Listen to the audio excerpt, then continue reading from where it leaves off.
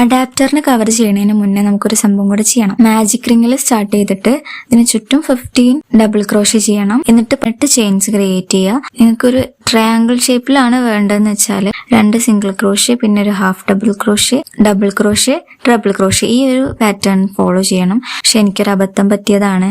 ഞാൻ full single ക്രോഷ്യാണ് ചെയ്തത്. Last ഒരു നീരാളിനെ കണക്കായിട്ടുണ്ട്. സാരല്ല, പോട്ടെ, നമുക്ക് അടുത്തയിൽ പിടിക്കാം. നെക്സ്റ്റ് നമുക്ക് അഡാപ്റ്ററിന് കവർ ചെയ്ത് കൊടുക്കാം. ഇതിന് ഞാൻ 14 ചെയിൻസ് ആണ് എടുത്തിട്ടുള്ളത്. അത് നിങ്ങളുടെ അഡാപ്റ്ററിന്റെ ലെങ്ത് അനുസരിച്ചിരിക്കും. എനിക്ക് 14 കറക്റ്റ് ആയിരുന്നു. പിന്നെ ഫുൾ ഡബിൾ ക്രോഷ്യ ചെയ്ത് കൊടുക്കുക. ഫുൾ കവർ ആവുന്ന രീതിയിൽ ഡബിൾ ക്രോഷ്യ ചെയ്ത് കൊടുക്കുക. പിന്നെ മുകളില് ഫ്ലവേഴ്സിന്റെ ഒരു പെറ്റൽ പോലെ വരണമെങ്കിൽ നമുക്ക് അവിടെ ഒരു ഹോൾസ് ആയിട്ട് കാണാൻ പറ്റും. നമ്മൾ ചെയ്തെടുത്തു കഴിഞ്ഞാൽ ആ ഹോൾസിൽ 5 ഹാഫ് ഡബിൾ ക്രോഷ്യ വെച്ച് ചെയ്യുക.